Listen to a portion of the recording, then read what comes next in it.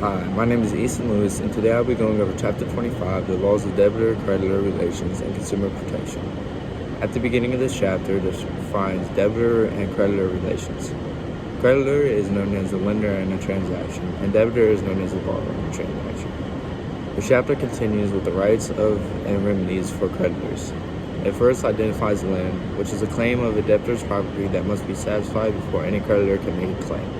It continues with mortgage foreclosure, and this defines that mortgagees have a right to foreclose on real property when a debtor or a mortgagor defaults. And then lastly is a suretyship, and this is a contract between a third party and a creditor that allows a third party to pay the debt of the debtor. Lastly, for the rights of remedies for creditors is a guarantee, and this is similar to a suretyship, except that the third person is a secondary liable. The chapter goes on with the types of lien, and this is a mechanic's lien, which is placed on the real property of a debtor when the latter does not pay for the work done by the creditor. And then next is the artisan's lien, and this enables a creditor to receive payments from a debtor for labor and services provided on the debtor's personal property. That includes attachments, writ of execution, and garnishment. The rights and remedies for debtors is also discussed in the chapter, and this is exemptions to attachments.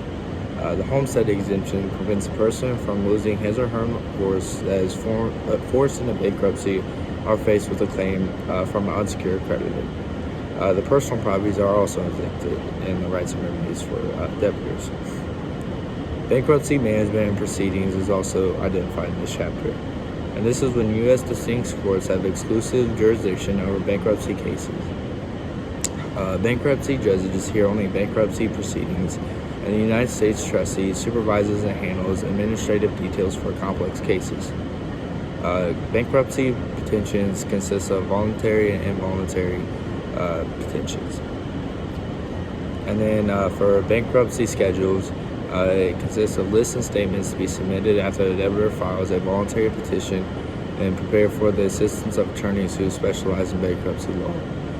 Bankruptcy court schedules a meeting of the creditors, and the bankruptcy trustee is appointed for a case which is fraud, dishonesty, or incomplete is found. Next, the automatic stay is the immediate suspension of creditors' activities once for debtor files for bankruptcy. It's relief from a stay that can be guaranteed to secured creditors. Discharge is also identified, and this is when all requirements are met, the court relieves the debtor of responsibility to pay its debts. And then bankruptcy estate goes along with legal entity created upon a commercial of a bankruptcy case. Estate exemptions are also discussed, and this is the list of exemptions, property, and assistance.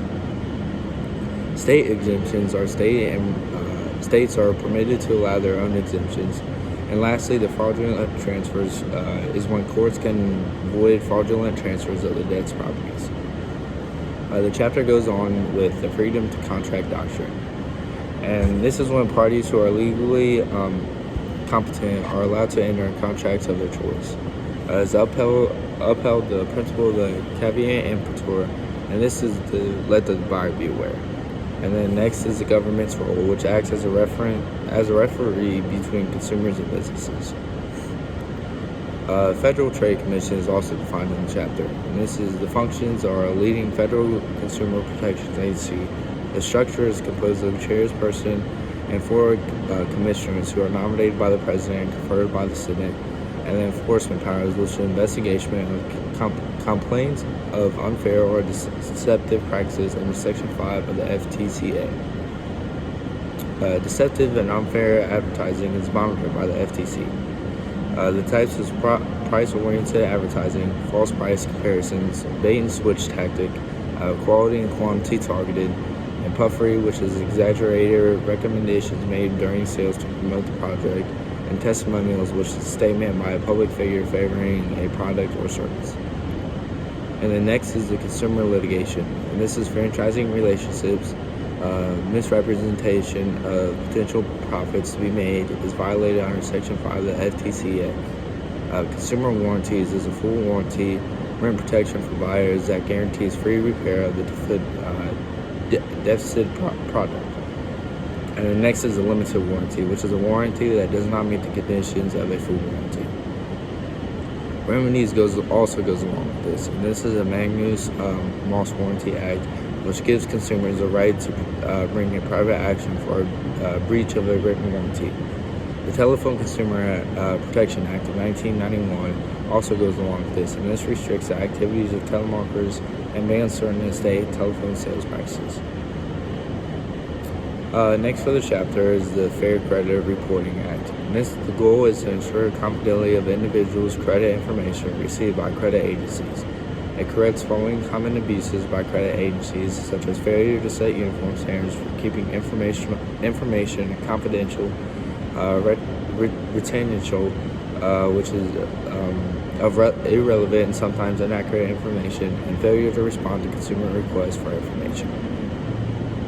Next is the Equal Credit Opportunity Act, and this is aimed at eliminating all forms of discrimination and granting credit. The provisions cover issues of credit cards, creditors extending credit over more than 4 monthly installments, and creditors who assess finance charges. And then next, the chapter describes the state consumer litigation, and this is the Uniform Consumer Credit Code, which is known as the UCCC. It aims to implement a uniform state law for consumer credit. It takes a disclosure approach to consumer credit, similar to that of a federal legislation and unfair and deceptive practices statutes. It attempts to combat consumer fraud at the state level. And lastly, the arbitration of consumer disputes, which is state attorneys encourage private groups to solve disputes of sorts. So that's all I have for chapter 25. I thought it was very interesting learning about the different laws of the debtor-credit relationships and how they are carried out. So, thanks.